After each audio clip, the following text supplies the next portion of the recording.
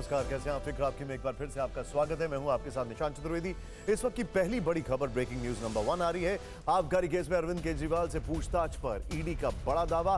केजरीवाल ने आतिशी और सौरभ भारद्वाज का नाम लिया। ये ईडी ने कहा है। आरोपी विजय नायर से आतिशी सौरभ के संपर्क का दावा है।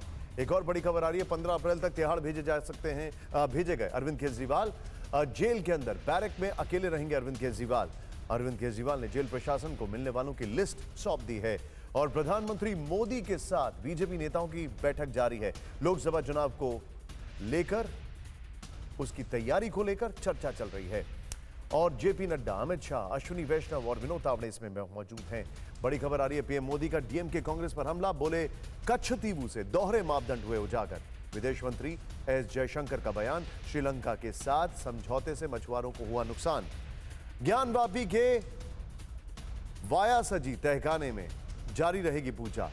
मस्जिद कमेटी को अब सुप्रीम कोर्ट से भी लगा झटका। हिंदू पक्ष को नोटिस। मस्जिद की गूगल अर्थ इमेज पेश करने का आदेश। और बांदा के जेल अधीक्षक को फोन पर जान से मारने की धमकी। जेल अधीक्षक की तहरीर पर मुकदमा दर्ज हुआ। बांदा कारागार में ही था, कैद था माफिया मुख्तार अंसारी। और भारत का रक्षा निर्यात पहली बार 21,000 करोड़ के पार। रक्षा मंत्री राजनाथ सिंह ने पीएम मोदी को दिया श्रेय। पिछले वित्त वर्ष की तुलना में 32.5% की बढ़ोतरी हुई है। और मार्च महीने में जीएसटी कलेक्शन 1.78 लाख करोड़ रुपए रहा है। एक महीने के आधार पर अब तक का दूसरा सबसे ऊंचा स्तर है। इस सबके बीच में एक और बड़ी खबर आ रही है। इमरान खान और बुशरा बीबी को कोर्ट से बड़ी राहत है। तोशखाना मामले में 14 साल की जेल की सजा पर रोक। दूसरे मामले में सजा के चलते जेल में ही रहेंगे इमरान खान। इन सभी खबरों के साथ अब आपको बताते हैं कर्टन रेजर में आज कौन कौन सी वो खबरें हैं जो कि सुर्खियों में रही हैं।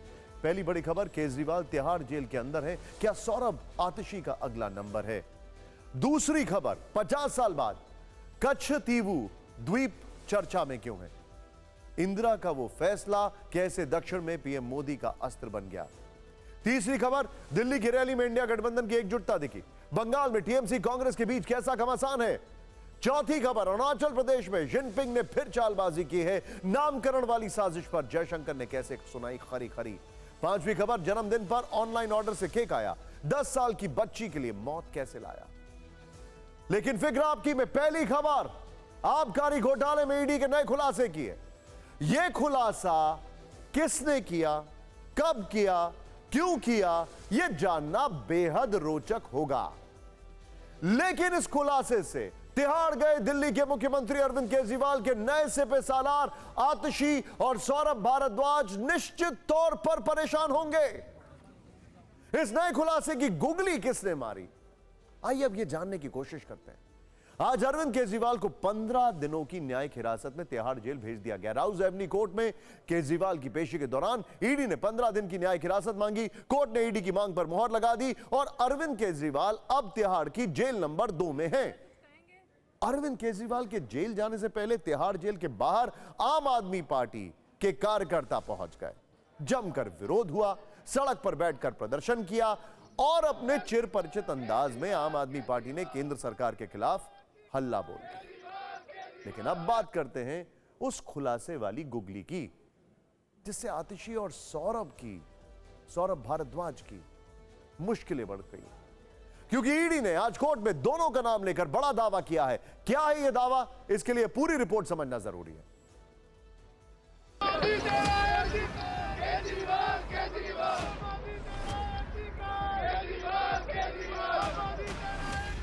मैम, आपका नाम आया है, आप कुछ कहना चाहेंगे? मैम, पहली बार आप कोर्ट में थी, उन्होंने कहा कि सीएम साहब ने कहा है कि विजय नायर आपको रिपोर्ट करते थे। आबकारी घोटाले में केजरीवाल की भूमिका पर सुनवाई के दौरान पहली बार कोर्ट रूम में आतिशी और सौरभ भारद्वाज का नाम लिया गया। हालांकि जब आबकारी नीति लाई गई उस दौरान ये दोनों मंत्री नहीं थे। ईडी के वकील एसजी राजू ने कहा कि विजय नायर अरविंद केजरीवाल के करीबी रहे हैं। केजरीवाल ने पूछताछ में कहा है कि विजय नायर उन्हें रिपोर्ट नहीं करता था, वो आतिशी और सौरभ भारद्वाज को रिपोर्ट करता था। टीवी 9 भारतवर्ष के पास सीएम की न्यायिक हिरासत की मांग वाली ईडी की एक्सक्लूसिव कॉपी है। इस कॉपी के पेज नंबर 5 पर भी आतिशी और सौरभ भारद्वाज का नाम दर्ज है। यहाँ भी वही लिखा गया है जो बात ईडी के वकील ने कोर्ट में कही। गिरफ्तार आरोपी से पूछा गया कि विजय नायर किसे रिपोर्ट करते थे। आरोपी ने कहा वो मुझे नहीं, आतिशी और सौरभ भारद्वाज को रिपोर्ट करते थे और विजय नायर से उनकी बातचीत सीमित थी। मैम आपका नाम आया है, आप कुछ कहना चाहेंगे? मैम पहली बार आप कोर्ट में थी, उन्होंने कहा कि सीएम साहब ने कहा है कि विजय नायर आपको रिपोर्ट करते थे। मैम आपका नाम आया है, आप कुछ कहना चाहेंगे? मैम पहली बार आप कोर्ट में थी, उन्होंने कहा कि सीएम साहब ने कहा है कि विजय नायर आपको रिपोर्ट करते थे। हालांकि खुद विजय नायर कह चुका है कि वो एक कैबिनेट मिनिस्टर के आवास में रहकर आबकारी नीति बना रहा था। वो सीएम कैंप ऑफिस में काम करता था। अब ईडी की तरफ से सौरभ आतिशी का नाम लेने पर आम आदमी पार्टी हमलावर है। ईडी ने जो कहा या जिसका जिक्र सौरभ जी का, आतिशी का जिक्र जो भाजपा के नेता ने किया, मुझे लगता है कि ऐसा कह के भारतीय जनता पार्टी और ईडी अपना मजाक उड़ा रहे हैं। सौरभ आतिशी पर ईडी के नए दावे ने बीजेपी को आम आदमी पार्टी को घेरने का नया हथियार दे दिया है। सुधांशु त्रिवेदी ने कहा है कि घोटाले में सबकी भूमिका है। केजरीवाल जी ने वहां नाम लिया है कि मुख्य आरोपी विजय नायर आतिशी और सौरभ भारद्वाज को रिपोर्ट करते थे। महोदय, अब मैं ये कहना चाहूंगा, तो समझना बड़ा मुश्किल है कि भाई शराब का घोटाला तो था, जिसको देखो वही आज यहां मदहोश है। अब यहां किसने है पी और किसने है पिलाई, ये तो समझना बड़ा मुश्किल हो रहा है भाई। लगता है सबने मिल बांट कर है पी और पिलाई। फिलहाल ईडी के नए दावे से सौरभ आतिशी की टेंशन बढ़ सकती है। क्या ईडी का अगला टारगेट आम आदमी पार्टी के ये दोनों मंत्री हैं? ईडी ने आज कोर्ट में दावा किया है कि केजरीवाल जांच में सहयोग नहीं कर रहे हैं। इसके बाद ही ईडी ने न्यायिक हिरासत की मांग की। साथ ही कहा कि आगे जरूरत पड़ने पर और रिमांड मांगी जा सकती है। कोर्ट रूम में पेशी के लिए जाते वक्त अरविंद केजरीवाल ने TV9 भारतवर्ष से एक्सक्लूसिव बातचीत करते हैं और कहते हैं कि पीएम मोदी जो कर रहे हैं वो देश के लिए अच्छा नहीं है। 10 दिन तक ईडी की रिमांड में रहने के बाद केजरीवाल अब तिहाड़ जेल में हैं। सोमवार को ईडी की दलीलें सुनने के बाद कोर्ट ने उन्हें 15 दिन की न्यायिक हिरासत में भेजा है। ईडी ने कोर्ट में कहा कि विजय नायर के बारे में सवाल पूछने पर केजरीवाल गोलमोल जवाब दे रहे हैं, जांच में सहयोग नहीं कर रहे हैं, सवालों का सीधा जवाब नहीं देते।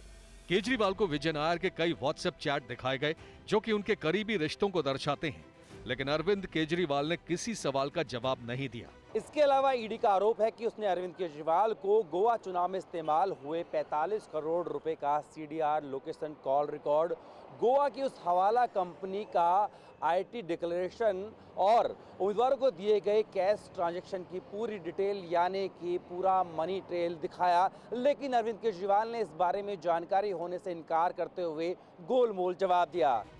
ईडी केजरीवाल पर जांच में सहयोग नहीं करने का आरोप लगा रही है। उधर केजरीवाल पीएम मोदी पर हमला कर रहे हैं। अरविंद जी, पूरा इंडिया गठबंधन कल आपके लिए जुटा है, मामले में था क्या कहेंगे? प्रधानमंत्री जी जो ये कर रहे हैं ये देश के लिए अच्छा नहीं है। अरविंद जी, पूरा इंडिया गठबंधन कल आपके लिए जुटा है, मामले में था क्या कहेंगे? प्रधानमंत्री जी जो ये कर रहे हैं ये देश के लिए अच्छा नहीं है। इस बीच ईडी की न्यायिक हिरासत की मांग वाली कॉपी के मुताबिक सीएम को उस आम आदमी पार्टी कार्यकर्ता के बयान भी दिखाए गए जिसके खाते में हवाला के जरिए 45 करोड़ रुपए में से 2,20,340 रुपए पहुंचे, जिसका चुनाव में इस्तेमाल हुआ। हालांकि केजरीवाल ने अपने पार्टी नेताओं के बयानों के उलट जवाब देते हुए उन्हें कंफ्यूज्ड करार दिया। इसके बाद ईडी ने कहा कि कुछ लोगों को सामने बिठाकर पूछताछ करनी है, जवाब के लिए हमें वक्त मिलना चाहिए। केजरीवाल को जेल भेजे जाने पर पत्नी सुनीता केजरीवाल ने केंद्र सरकार पर तानाशाही का आरोप लगाया है। इन लोगों का एक ही मकसद है, इनको चुनावों में उनको जेल में डालना है। देश की जनता इस तानाशाही का जवाब देगी। अब केजरीवाल जेल जा चुके हैं। आम आदमी पार्टी आरोप लगा रही है कि मोदी सरकार दिल्ली में राष्ट्रपति शासन लगाने की तैयारी कर रही है। सीएम केजरीवाल के जेल जाने के बाद आपको पार्टी टूटने का डर एक बार फिर सता रहा है। आम आदमी पार्टी के नेता बीजेपी पर विधायकों की खरीद फरोख्त के आरोप लगा रहे हैं, दिल्ली में ऑपरेशन लोटस की चर्चा कर रहे हैं। आम आदमी पार्टी का आरोप है कि केजरीवाल को जेल भेजकर बीजेपी इंडिया गठबंधन को कमजोर करना चाहती है। आपने कुछ विधायकों को बीजेपी की तरफ से 25 करोड़ का ऑफर मिलने का दावा किया है। यही नहीं, आम आदमी पार्टी के नेता ये भी आरोप लगा रहे हैं कि बीजेपी दिल्ली में राष्ट्रपति शासन लगाने की तैयारी कर रही है। जब उनको गिरफ्तार कर ही लिया है तो हम राष्ट्रपति शासन की ओर धकेलेंगे दिल्ली को और फिर पार्टी को खत्म करेंगे, तोड़ेंगे। इस बीच बीजेपी की तरफ से एक पोस्टर जारी किया गया है। पोस्टर में केजरीवाल को शराब घोटाले का सरगना बताया गया है और तिहाड़ जेल जाने पर हमला बोला गया है। केजरीवाल के जेल जाने के बीच मंत्री आतिशी ने सोशल मीडिया पर पोस्ट कर बड़ा दावा किया है। उन्होंने कल सुबह 10 बजे सनसनीखेज खुलासे की बात कही है। खबर है कि अरविंद केजरीवाल को तिहाड़ की जेल नंबर 2 की अलग सेल में रखा गया है। जेल नंबर 2 में केजरीवाल अकेले ही रहेंगे। जेल जाने के बाद केजरीवाल ने जो उनसे मिलने वाले लोग हैं उनकी एक लिस्ट जेल प्रशासन को सौंप दी है। निश्चित तौर पर आप ये जरूर जानना चाहेंगे कि अरविंद केजरीवाल जेल में किन किन लोगों से मुलाकात करना चाहते हैं। आइए वो पूरी लिस्ट देखते हैं। और इस तरह कोर्ट से पुलिस वैन में बैठकर केजरीवाल तिहाड़ जेल पहुंचे। अब 15 अप्रैल तक जेल परिसर ही दिल्ली के सीएम का नया ठिकाना है। केजरीवाल को तिहाड़ की जेल नंबर 2 में रखा गया है। पहले से वहां बंद मनीष सिसोदिया जेल नंबर 1 में है। संजय सिंह जेल नंबर 5 में रखे गए हैं, जबकि सत्येंद्र जैन को तिहाड़ की जेल नंबर 7 में रखा गया है। तिहाड़ जेल के गेट नंबर 3 के नजदीक में मौजूद हूं और तस्वीरों में देख सकते हैं कि अरविंद केजरीवाल अब जेल के भीतर जा चुके हैं। झंडे और बैनर लेके अरविंद केजरीवाल के समर्थन में नारेबाजी करते दिखे। केजरीवाल ने जेल में अपने साथ रखने के लिए कुछ चीजों की अनुमति मांगी थी, जिसे कोर्ट ने मंजूर कर लिया। इनमें 3 पुस्तकें, Shrimad Bhagavad Gita, Ramayana, how prime minister decide शामिल है। इसके अलावा धार्मिक लॉकेट, डायबिटीज चेक करने का उपकरण और चश्मे के साथ स्पेशल डाइट की अर्जी दी गई थी, जिसे कोर्ट ने स्वीकार कर लिया। केजरीवाल जी को अंदर करने के बाद पूरा हिंदुस्तान का हर व्यक्ति केजरीवाल बन गया है। एक केजरीवाल को उन्होंने बंद कर दिया, लेकिन अब इतने लाखों करोड़ों जो केजरीवाल बन चुके हैं, इसे कब बंद करें, कैसे बंद करेंगे? सूत्रों से खबर है कि केजरीवाल ने जेल में अपने मिलने वालों की लिस्ट जेल प्रशासन को सौंप दी है। केजरीवाल ने लिस्ट में 6 नाम लिखवाए हैं। इनमें पत्नी सुनीता, बेटा पुलकित, बेटी हर्षिता, दोस्त संदीप पाठक, दोस्त विभव के अलावा एक और दोस्त शामिल है। इसके साथ ही कोर्ट ने जेल सुप्रिंटेंडेंट को जेल मैनुअल के मुताबिक न्यायिक हिरासत के दौरान केजरीवाल को टेबल, कुर्सी और पेन समेत मांगी गई चीजें उपलब्ध कराने का आदेश दिया है। सोशल मीडिया पर आज दिन भर 2 चीजें ट्रेंड करती रहीं। एक अरविंद केजरीवाल का तिहाड़ जाना और दूसरा एक शब्द, कच्छतीवू। 50 साल पहले 1974 में भारत सरकार ने कच्छतीवू द्वीप को लेकर एक फैसला लिया था। तब इंदिरा गांधी की सरकार थी, कांग्रेस सत्ता में थी। कच्छतीवू को लेकर कांग्रेस सरकार के उस फैसले को प्रधानमंत्री मोदी ने सामने लाकर लोकसभा चुनाव में एक बड़े मुद्दे को जन्म दे दिया। और अब कच्छतीवू के इतिहास से सीधे सीधे कांग्रेस की देश के प्रति निष्ठा को लेकर सवाल खड़े किए जा रहे हैं। इसीलिए जानना बहुत जरूरी है कि आखिर कच्छतीवू का मसला है क्या। कच्छतीवू का अर्थ होता है निर्जन जमीन। कच्छतीवू भारत श्रीलंका के बीच स्थित एक टापू है। भारत श्रीलंका के बीच पाक जल डमरू या पाक स्ट्रेट में स्थित कच्छतीवू द्वीप करीब 285 एकड़ इलाके में फैला है। इस टापू की लंबाई 1.6 किलोमीटर है, जबकि चौड़ाई करीब 300 मीटर है। कच्छतीवू द्वीप रामेश्वरम से करीब 33 किलोमीटर उत्तर पूर्व में स्थित है। इस टापू की श्रीलंका के जाफना से दूरी करीब 62 किलोमीटर है। सवाल यह है कि बीच लोकसभा चुनाव में कच्छतीवू द्वीप की अचानक एंट्री कैसे हुई। सारा खेल एक आरटीआई रिपोर्ट का है, जिसने एक बड़ा विवाद खड़ा कर दिया। कच्छतीवू द्वीप का जिक्र प्रधानमंत्री नरेंद्र मोदी ने रविवार सुबह सोशल मीडिया प्लेटफॉर्म एक्स पर एक पोस्ट में किया। उन्होंने लिखा, आंखें खोलने वाली और चौंका देने वाली बात सामने आई है। नए तथ्यों से पता चलता है कि कैसे कांग्रेस ने बेरहमी से कच्छतीवू को छोड़ दिया। इससे हर भारतीय नाराज है और लोगों के मन में ये बात बैठ गई है कि हम कांग्रेस पर कभी भरोसा नहीं कर सकते। भारत की एकता, अखंडता और हितों को कमजोर करना 75 साल से कांग्रेस के काम करने का तरीका रहा है। ये पोस्ट प्रधानमंत्री मोदी ने सुबह 9:46 पर लिखी। करीब 6 घंटे बाद दोपहर 3:45 बजे प्रधानमंत्री मोदी ने मेरठ में बड़ी चुनावी रैली की। इस रैली में प्रधानमंत्री ने दूसरी बार कच्छतीवू द्वीप का मुद्दा उठाया। भारत के समुद्री तट से कुछ दूर श्रीलंका और तमिलनाडु के बीच में समुद्र में एक टापू है। द्वीप सुरक्षा की दृष्टि से बहुत महत्वपूर्ण है। देश आजाद हुआ तब हमारे पास था। कांग्रेस ने 4-5 दशक पहले कह दिया कि ये द्वीप तो गैर जरूरी है, फालतू है, यहां तो कुछ होता ही नहीं है। ये कांग्रेस के लोगों ने, इंडियन अलायंस के साथियों ने मां भारती का एक अंग काट दिया और भारत से अलग कर दिया। कच्छ तीवू की चर्चा पीएम मोदी ने आरटीआई के हवाले से अखबार में छपी एक रिपोर्ट के बाद की। ये आरटीआई तमिलनाडु बीजेपी अध्यक्ष के अन्नामलाई ने लगाई थी।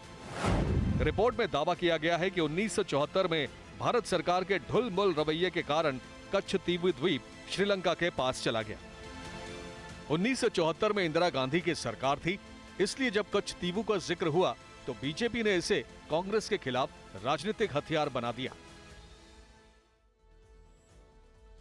प्रधानमंत्री ने खुद सामने आकर कांग्रेस से सवाल पूछे तो कांग्रेस अध्यक्ष मल्लिकार्जुन खड़गे ने पीएम मोदी के आरोपों की टाइमिंग पर सवाल खड़े कर दिए।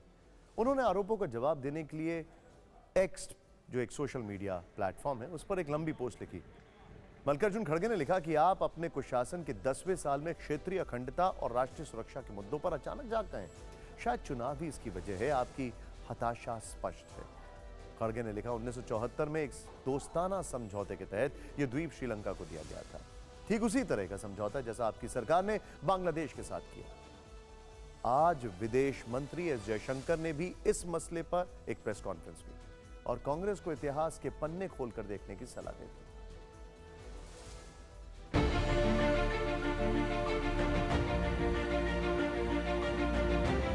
Now, in less than 2 years, actually, there was another agreement between India and Sri Lanka through an exchange of letters. The fishing vessels and fishermen of India shall not engage in fishing in the historic waters, the territorial sea, and the exclusive zone of Sri Lanka. प्रधानमंत्री मोदी हो या विदेश मंत्री S Jaishankar, दोनों का आरोप है कि 1974 में इंदिरा सरकार ने कच्छ तीवू पर भारत का दावा छोड़ दिया, जिसकी वजह से ये खूबसूरत द्वीप श्रीलंका के पास चला गया। आरटीआई के जरिए कच्छ तीवू का मुद्दा उठाने वाले तमिलनाडु बीजेपी के अध्यक्ष के अन्नामलाई ने इतिहास के कुछ और पन्ने उलट दिए। Pandit Jawaharlal Nehru, India's Prime Minister, even in 1961, in one of the file noting he says, I attach no importance at all to this little island. And finally in 1974, the D-Day, Kachh Tivu was ceded to Sri Lanka. BJP RTI से मिले जवाब को कांग्रेस पर हमले का आधार बना रही है, तो कांग्रेस ने 2015 की आरटीआई का जिक्र करके विदेश मंत्री एस जयशंकर से ही सवाल पूछ लिया। प्रधानमंत्री जी तथ्यों को तोड़ मरोड़ के पेश करते हैं, होमवर्क करते नहीं हैं, और यही जयशंकर जब विदेश सचिव थे एक आरटीआई में इन्होंने जवाब दिया कि नहीं, ऐसी कोई डील नहीं हुई कि हमारी जमीन वहां चली गई हो या उनसे हमने कोई जमीन ली हो। अचानक अब वो विदेश मंत्री बने हैं तो फिर बातें बदल रहे हैं। कच्छ तीवू द्वीप का मुद्दा चुनाव के वक्त उठा है, इसलिए कांग्रेस भी सवालों की फेहरिस्त लेकर मैदान में उतर गई। 111 ऑन्क्लेव आपने बांग्लादेश को दिए, 55 उनसे लिए, ये क्या था? ये भी मैत्री थी, कोई जोर जबरदस्ती से नहीं बांग्लादेश ने आपसे लिए, ना ही आपने किसी डर के उनको दिए। लेकिन जो आपने डर के किया ना, वो है चीन के साथ जो आपने किया। चीन कितने हजारों किलोमीटर अंदर घुस आया। लद्दाख में सोनम वांगचुक लगातार ये मुद्दा उठा रहे हैं। आपके अपने सांसद अरुणाचल के कई बार तापिर गाव जी ये मुद्दे उठा चुके हैं। आंखें बंद करके आपने क्लीन चिट दिया। कांग्रेस सवाल पूछ रही है कि 2014 के बाद कच्छ तीवू द्वीप के आसपास भारतीय मछुआरों का मछलियां पकड़ना बंद क्यों हुआ। कांग्रेस ने पूछा कि क्या मोदी जी श्रीलंका से युद्ध करके कच्छ तीवू द्वीप वापस लेंगे? क्या 15,000 एकड़ जमीन जो मोदी सरकार ने बांग्लादेश को दी है, क्या वो वापस ली जाएगी? कांग्रेस ने पूछा कि जिस चीन ने भारत की हजारों वर्ग किलोमीटर जमीन ले ली, उसके साथ क्या किया जाएगा? कच्छ द्वीपों को लेकर राजनीतिक बयानबाजी अपनी जगह है, पर कुछ ऐतिहासिक तथ्य भी हैं जिन्हें समझना जानना बहुत जरूरी है। अब जरा देखते हैं। 1605 में 1605 में मदुरई के नायक राजवंश ने रामनाथपुरम रियासत स्थापित की। रामनाथपुरम रियासत में 69 तटीय गांव और 11 द्वीप शामिल थे। रामनाथपुरम रियासत के 11 द्वीप में एक द्वीप कच्छतीवू भी था। रामनाथपुरम रियासत के ताम्र पत्र में कच्छतीवू को भारत का हिस्सा बताया गया है। 1947 तक रामनाथपुरम सियासत कच्छतीवू से राजस्व वसूलता था।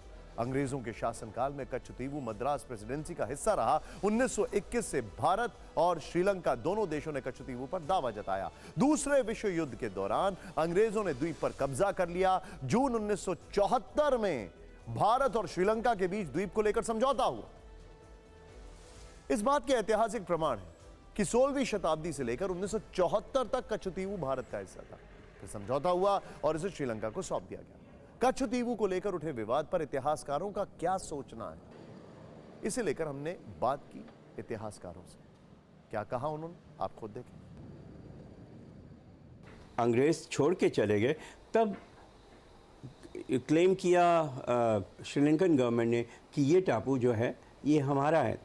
तो हिंदुस्तान में सबने कहा कि नहीं, ये तो राजा रमनाथ के नाम से रजिस्टर्ड है, जो ब्रिटिश रिकॉर्ड्स के मुताबिक। लेकिन पार्लियामेंट में कई बार बातें उठती रहीं, इसके बारे में बहस चलती रहीं और फॉरेन सेक्रेटरीज और चीफ मिनिस्टर्स इसको लेके कभी कभार ये मुद्दा उठता रहा। अनटिल 1974 में इंदिरा गांधी जी ने इसको मान गई कि ये इसको उनको सौंपने में कोई हर्ज नहीं है। इससे एक जो हमारे रिलेशंस हैं उनमें भी कड़वाहट नहीं आएगी। देखिए, सबसे मौजूद सवाल अभी का यह है कि 50 साल पुराना कच्छतीवू का मसला आज की राजनीति में या इस बार के लोकसभा चुनाव में कितना रेलेवेंस रखता है। क्या इससे वोट पर कोई फर्क पड़ेगा, या बीजेपी ने इस मसले पर भी दक्षिण भारत के लिए कोई रणनीति बनाई? दक्षिण भारत के आखिरी राज्य तमिलनाडु के समुद्री तट से कुछ किलोमीटर दूर है कच्छतीवू।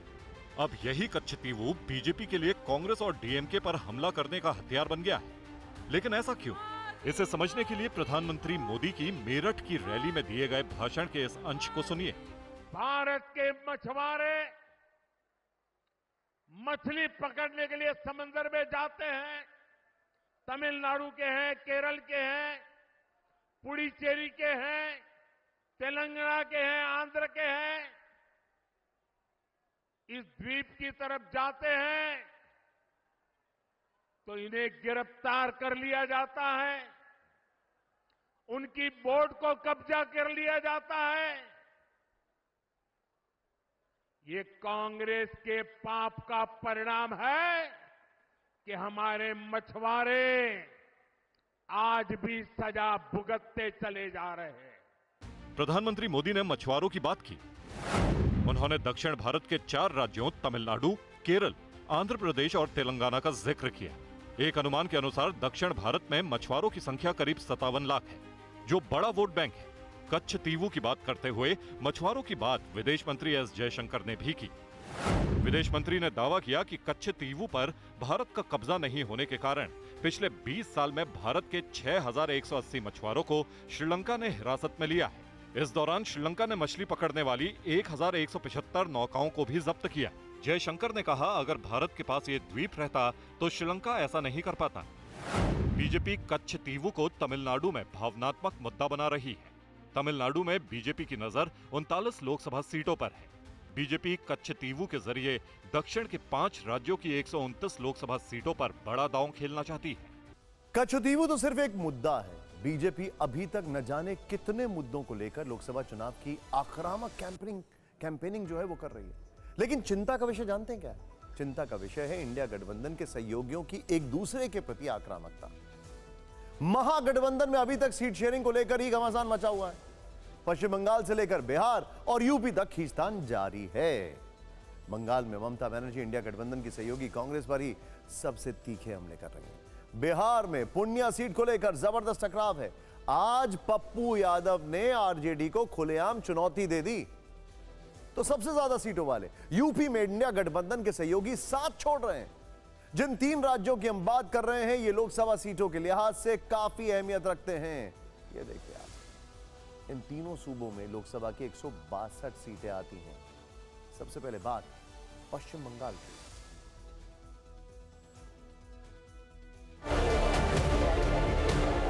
इकतीस मार्च 2024 दिल्ली में इंडिया गठबंधन का ये मंच देखिए, ये तस्वीरें देखिए। सारे नेता एकजुटता दिखा रहे हैं। इन्हीं में शामिल ये नेता हैं टीएमसी सांसद डेरेक ओब्रायन। ये ममता बनर्जी के नुमाइंदे हैं। ये दिल्ली के रामलीला मैदान में एकजुटता दिखा रहे हैं। जिस वक्त डेरेक दिल्ली में इंडिया अलायंस के मंच पर थे, ठीक उसी वक्त बंगाल के कृष्णा नगर में ममता बनर्जी ने लोकसभा चुनाव के प्रचार की शुरुआत की। ममता कांग्रेस पर बरस रही थी। वो यहाँ पार्टी उम्मीदवार महुआ मोइत्रा के लिए वोट मांगने पहुंची थी। विपक्षी एकता को लेकर डेरेक और ममता ने क्या कहा, पहले ये सुनिए। কিন্তু বাংলায় সিপিএম কংগ্রেস বিজেপি আমাদের বিরুদ্ধে লড়াই করছে। সিপিএম কে ভোট দেওয়া মানে বিজেপি কে ভোট দেওয়া, কংগ্রেস কে ভোট দেওয়া মানে বিজেপি কে ভোট দেওয়া। লড়ছি আমরা একলা। Let me first state the All India Trinamool Congress is very much was, is and will be part of the India Alliance. सुना आपने, जब ममता के करीबी दोपहर 1:30 बजे दिल्ली में इंडिया गठबंधन की मजबूती की कस्में खा रहे थे, उससे कुछ देर पहले दोपहर 1 बजे यहां से 1,500 किलोमीटर दूर कृष्णानगर में ममता उसी गठबंधन में शामिल कांग्रेस और सीपीएम पर हमलावर थी। इशारों में इन दोनों दलों को बीजेपी की टीम बता रही थी। इसी रैली में दिया ममता का एक और बयान आपको सुनाते हैं।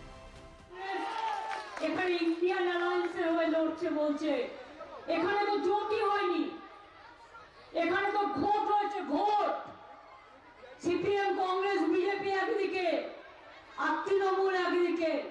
ममता बनर्जी ने कृष्णानगर की रैली में एकला चलो का नारा बुलंद किया।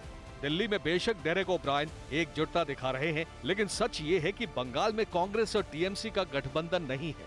बंगाल की सभी 42 सीटों पर ममता अपने उम्मीदवार उतार चुकी हैं, जबकि कांग्रेस और सीपीएम के साथ 28 सीटों पर उसका सामना हो रहा है। मसला सिर्फ बंगाल में नहीं फंसा है, बल्कि बिहार में भी सीटों को लेकर जबरदस्त घमासान चढ़ा हुआ है। सबसे ज्यादा खटपट पूर्णिया सीट को लेकर है। कांग्रेस की सहयोगी आरजेडी यहां से उम्मीदवार घोषित कर चुकी है, लेकिन पप्पू यादव यहां से चुनाव लड़ने पर अड़े हुए। बिहार के बाहुबली नेता और हाल ही में कांग्रेस में अपनी पार्टी का विलय करने वाले राजेश रंजन उर्फ पप्पू यादव ने आज पूर्णिया सीट से नामांकन भरने का ऐलान कर दिया। सोशल मीडिया पर उन्होंने लिखा, पूर्णिया की महान जनता द्वारा प्रस्तावित नामांकन तिथि 2 अप्रैल की जगह 4 अप्रैल हो गई है। बिहार में इंडिया गठबंधन के बड़े भाई राजदा के प्रमुख आदरणीय लालू जी से पुनः आग्रह है कि वो गठबंधन हित में पूर्णिया सीट पर पुनर्विचार करें, कांग्रेस के लिए छोड़ दें। गांधी जी और प्रियंका गांधी जी पर मुझे भरोसा है। मैं जानता हूं कि बिहार में कुछ लोग दल को मजबूत नहीं होने देखना चाहते, वो हमेशा पीठ में खंजर भोंकते हैं। मैं पूछना चाहूंगा कि मेरा कसूर क्या है। मैं लड़ूंगा पूर्णिया से ही। पूर्णिया की जनता ने और हमने अपने नेता को अपनी भावना बता दी है। अब तक पप्पू यादव को लेकर सिर्फ चर्चाएं थी कि वो यहां से ताल ठोक सकते हैं। सोशल मीडिया पर इसे लेकर वो लगातार लिख भी रहे थे। 29 मार्च को भी उन्होंने पूर्णिया में कांग्रेस का झंडा लहराने और राहुल गांधी को प्रधानमंत्री बनाने की बात की थी। अब उन्होंने नामांकन की तारीख बताकर पूर्णिया की लड़ाई को रोचक बना दिया है, जबकि आरजेडी उम्मीदवार बीमा भारती जोर शोर से प्रचार में जुटी हैं। नामांकन की तिथि क्या होगी? 3 तारीख को हम नॉमिनेशन देने जा रहे हैं। वहीं पप्पू यादव लगातार दोहरा रहे हैं कि वो दुनिया छोड़ देंगे, लेकिन पूर्णिया नहीं छोड़ेंगे। दुनिया छोड़ देंगे, पूर्णिया नहीं छोड़ेंगे। अब सवाल यह है कि पूर्णिया सीट पर कांग्रेस और आरजेडी की फ्रेंडली फाइट होगी या फिर पप्पू यादव निर्दलीय मैदान में उतरेंगे। 80 लोकसभा सीटों वाले यूपी में भी महागठबंधन मुसीबत में है। विपक्षी अलायंस को झटका देते हुए समाजवादी पार्टी की सहयोगी रही अपना दल कमेरावादी ने एआईएमआईएम से गठबंधन कर लिया। अपना दल कमेरावादी की नेता पल्लवी पटेल ने कल असुद्दीन ओवैसी से मुलाकात कर इसका ऐलान भी कर दिया। इससे साफ है कि पल्लवी पटेल ने अखिलेश यादव के पिछड़ा दलित और अल्पसंख्यक अभियान का जवाब पिछड़ा दलित और मुस्लिम को एक मंच पर लाकर देंगे, यानी नुकसान अखिलेश यादव को हो सकता है। फरवरी में दोनों दलों में मतभेद देखे गए थे जब पल्लवी पटेल ने राज्यसभा चुनाव में समाजवादी पार्टी के उम्मीदवार के पक्ष में मतदान से इनकार कर दिया था। उन्होंने दलील यह दी थी कि अखिलेश यादव ने पीडीए के फॉर्मूले को नजरअंदाज कर दिया है। एक तरफ महागठबंधन पहले चरण की वोटिंग के करीब आने के बाद भी मुसीबत से नहीं उबर पा रहे हैं, तो दूसरी तरफ प्रधानमंत्री ने आज फिर केंद्र में तीसरी बार अपनी सरकार बनाने का दावा किया है। पीएम मोदी रिजर्व बैंक के 90 साल पूरे होने पर आयोजित एक कार्यक्रम में बोल रहे थे। अभी 100 दिन में चुनाव में बिजी हूं, तो आपके पास भरपूर समय है। आप सोच के रखिए, क्योंकि शपथ लेने के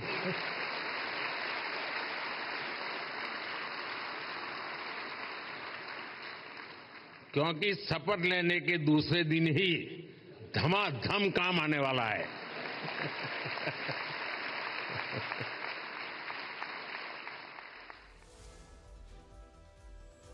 ये पहली बार नहीं है जब प्रधानमंत्री मोदी ने केंद्र में तीसरी बार बीजेपी की सरकार बनने का दावा किया है। 16 मार्च 2024 तेलंगाना में उन्होंने नारा दिया, तीसरी बार मोदी सरकार।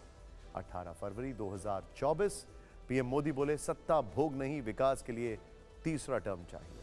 7 फरवरी 2024 राज्यसभा में कहा, हमारी सरकार का तीसरा टर्म दूर नहीं, कुछ लोग इसे मोदी 3.0 कहते हैं। 3 दिसंबर 2023 3 विधानसभा में प्रचंड जीत के बाद पीएम ने कहा, आज की जीत ने 2024 की हैट्रिक की गारंटी दे दी। नवंबर 2023 उदयपुर में उन्होंने कहा, तीसरी बार प्रधानमंत्री बना तो भारत टॉप 3 इकोनॉमी वाला देश बना।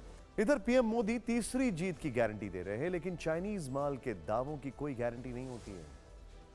चीन ने अरुणाचल प्रदेश पर वही पुराना खोखला दावा किया है। अरुणाचल प्रदेश में अलग अलग जगहों के नाम बदलकर पुराने दावे को नए पैकेट में परोसा जा रहा है। इस पर भारत का जवाब, नाम बदलने से घर नहीं बदलता।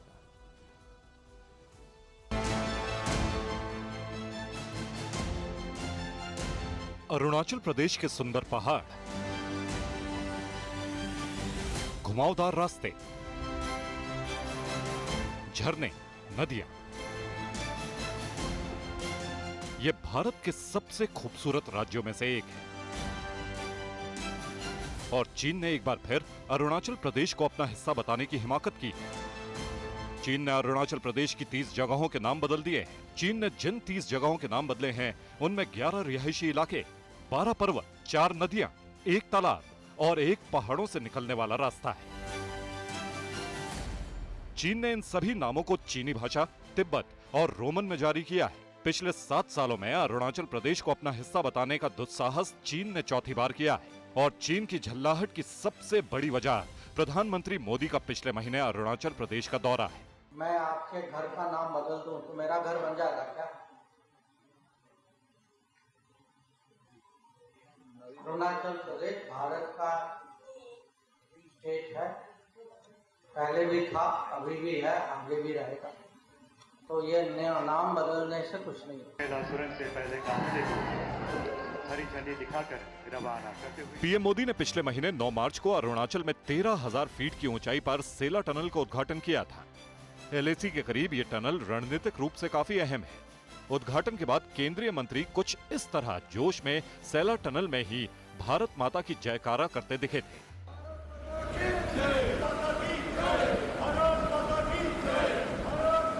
इस टनल के अलावा अरुणाचल प्रदेश पे भारत के हजारों करोड़ के प्रोजेक्ट्स ने उसकी टेंशन बढ़ा दी है। यही वजह है वो बार बार अरुणाचल प्रदेश का नाम बदलने की हिमाकत करता है। मार्च 2024 में 30 जगहों के नाम बदले गए।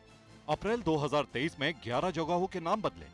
साल 2021 में 15 जगहों के नाम बदले और साल 2017 में चीन ने 6 जगहों के नाम बदले। लेकिन जिनपिंग को इतना भी नहीं मालूम कि सिर्फ उसके नाम बदलने से कुछ नहीं बदलने वाला। अरुणाचल प्रदेश हमेशा से भारत का हिस्सा था और हमेशा रहेगा।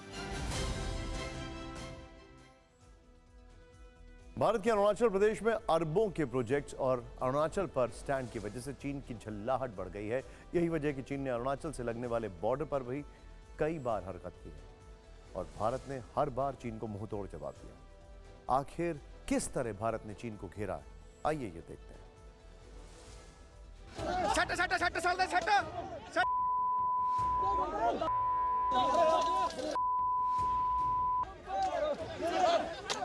जिनपिंग की बुजदिल ब्रिगेड की पिटाई का ये वीडियो बहुत वायरल है। रिपोर्ट्स में दावा किया जाता है कि चीनी सैनिकों ने अरुणाचल प्रदेश में इस तरह घुसने की गुस्ताखी की थी। इसके बाद भारतीय सैनिकों ने डंडे मार मार कर चीनी सैनिकों को भगाया था। किसी का सिर फटा था, किसी को गहरी चोट आई थी। अरुणाचल में इस तरह की हरकत चीन कई बार कर चुका है। जब उसे कामयाबी नहीं मिली तो अरुणाचल के नाम बदलकर साजिशें करता है। हाल ही में प्रधानमंत्री मोदी के अरुणाचल के दौरे के बाद अमेरिका ने भी खुलकर भारत के पक्ष में बयान दिया था। The United States recognizes Arunachal Pradesh as Indian territory, and we strongly oppose any unilateral attempts to advance territorial claims by incursions or encroachments, military or civilian, across the line of actual control. America का बयान चीन के जख्मों को हरा करने वाला था। चीन अरुणाचल प्रदेश को जंगनान कहता है। चीन के सरकारी अखबार ग्लोबल टाइम्स ने लिखा कि जगनान में भौगोलिक नामों की चौथी लिस्ट जारी की गई है, जिनमें 30 जगहें हैं, जबकि भारत पहले भी चीन को उसकी इस हरकतों के लिए 2 टूक सुना चुका है। China has laid claim, it has expanded its claim. The claims were ludicrous to begin with, they remain ludicrous today. And Arunachal is part of India because it is part of India, not because some other country says it is part of India. चीन को इस करारे जवाब के बाद उसकी झल्लाहट की एक और वजह जान लीजिए। अरुणाचल प्रदेश में भारत ने 5,600 करोड़ की लागत के 33 प्रोजेक्ट पूरे किए हैं। जल जीवन मिशन प्रोजेक्ट की शुरुआत की है। 35,600 करोड़ के 8 प्रोजेक्ट का शिलान्यास किया है, जिसमें Dibang multipurpose hydro power project शामिल है। वहीं भारत ने 2017 से 2022 के बीच 3,097 किलोमीटर की 64 सड़कों का निर्माण किया है। और अब रणनीतिक रूप से अहम सेला टनल का उद्घाटन। यही वजह है कि चीन नाम बदलने जैसी घिसी पिटी हरकतें दोहराता रहता है, जिसका भारत पर कोई असर नहीं पड़ने वाला। कभी आपने सोचा है कि वो चीन जो हमेशा डिप्लॉयमेंट करता था या हमारे एरिया में घुसने की कोशिश करता था, वो सिर्फ नाम बदलकर क्यों परेशान करने की कोशिश कर रहा है? क्योंकि हमने मिरर डिप्लॉयमेंट कर दिया। उसको पता है कि अब उसकी दाल नहीं गलने वाली। लेकिन चीन की साजिश के बाद अब एक ऐसी खबर की बात कर रहे हैं जो कि यकीन मानिए आपको झकझोर के रख देगी। पहले एक छोटा सा सवाल, क्या आप भी फूड डिलीवरी के ऐप के जरिए खाना, पेस्ट्री या केक वगैरह मंगाते हैं? निश्चित तौर पर 90% लोग कहेंगे हाँ। तो इस खबर को जरा ध्यान से देखिए और सावधान हो जाइए, क्योंकि अपने बर्थडे का ही केक खाकर एक 10 साल की बच्ची की जान चली गई। ये मामला हैरान करने वाला है। रिपोर्ट देखें। इस वीडियो को बहुत गौर से देखिए।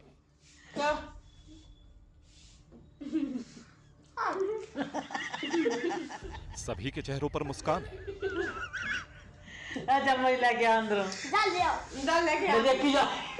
हंसी है, बच्ची केक खा रही है।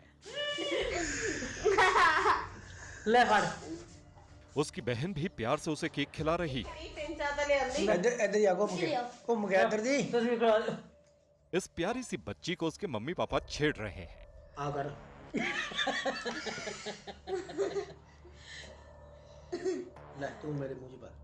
घर में हंसी मजाक चल रहा है। चलो काटोगे कि चलो खत्म करो। चलो मैं तो खिलाएगा। ये वीडियो पंजाब के पटियाला से आया है। इस बच्ची का नाम मानवी है। उम्र सिर्फ 10 साल। 24 मार्च को उसका बर्थडे था।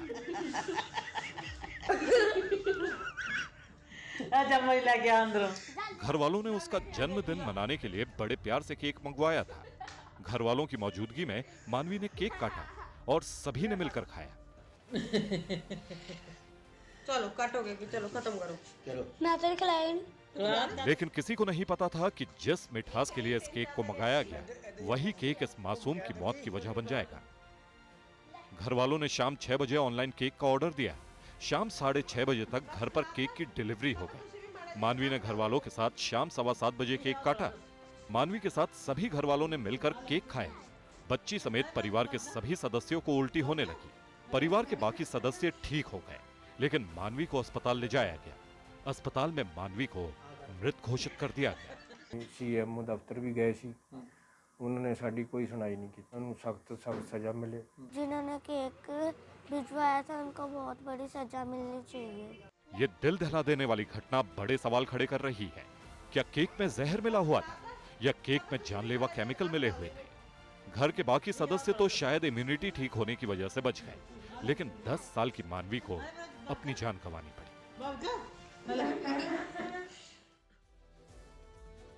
मासूम की मौत का जिम्मेदार कौन है?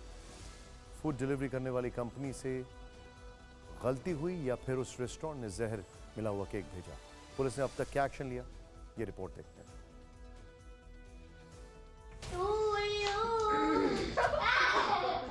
आखिर इस मासूम को मिठास के बहाने मौत देने वाला कौन है?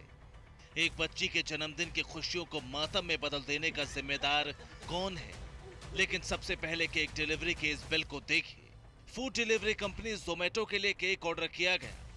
बच्ची के घर वालों ने केक कान्हा रेस्टोरेंट से चॉकलेट फैंटेसी केक ऑर्डर किया था। टैक्स मिलाकर परिवार ने केक के लिए 352 रुपए चुकाए, लेकिन जब पड़ताल की गई तो केक कान्हा नाम से कोई रेस्टोरेंट ही नहीं था। घर वालों ने सबसे पहले कान्हा केक के खिलाफ शिकायत की।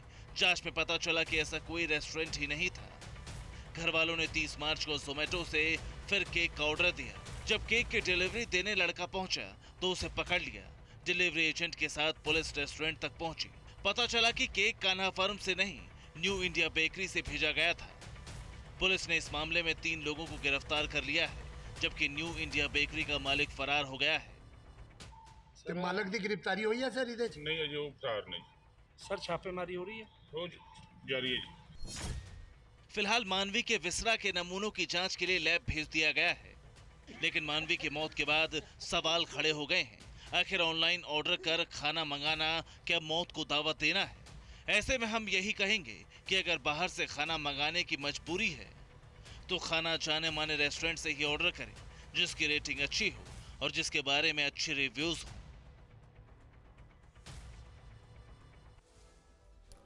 हमने आपको ये जो रिपोर्ट दिखाई, ये किसी के खिलाफ कोई एजेंडा नहीं है, किसी भी डिलीवरी कंपनी के खिलाफ या डिलीवरी बॉयज के खिलाफ या किसी भी रेस्टोरेंट के खिलाफ। कोशिश है अवेयरनेस फैलाने की और एक रिपोर्ट जो कि हैरान करने। कल शाम 6 बजे प्रधानमंत्री मोदी बिहार बीजेपी कार्यकर्ताओं से करेंगे संवाद। सभी सांसद, विधायक और बूथ लेवल के कार्यकर्ताओं से करेंगे सीधी बात। सुप्रिया श्रीनेत और दिलीप घोष को चुनाव आयोग की चेतावनी, सार्वजनिक बयानों में बरतें सावधानी। समाजवादी पार्टी नेता उज्जवल रमण सिंह कल कांग्रेस में होंगे शामिल। महाराष्ट्र कांग्रेस अध्यक्ष नाना पटोले का बयान, बीजेपी के अकाउंट फ्रीज क्यों नहीं हुए? कांग्रेस चंदा लेकर ही बीजेपी सरकार को गिराएगी। यूपी में समाजवादी पार्टी और महान दल का गठबंधन हुआ फाइनल, जल्द होगा ऐलान। यूपी के सभी 75 जिलों में बीजेपी की आक्रामक प्रचार की तैयारी। 35 जिलों में करेंगे प्रेस कॉन्फ्रेंस। ओवैसी के लखनऊ दौरे पर एसपी नेता फखरुल हसन का बयान, ओवैसी यूपी में गठबंधन करते हैं तो सवाल सिर्फ समाजवादी पार्टी से क्यों, बीजेपी से क्यों नहीं? हिमाचल प्रदेश में मंडी से उम्मीदवार कंगना रनौत ने भीमा काली मंदिर में की पूजा। मंदिर प्रांगण में ही भक्ति में जमकर झूमे। सारण के रण में उतरने से पहले बाबा हरिहर नाथ के दर पर पहुंची रोहिणी आचार्य। पिता लालू यादव और मां राबड़ी देवी भी साथ रही मौजूद। और आगे देखिए मोदी के 10 साल वायुसेना के परिवर्तन काल, द पीएम फाइल।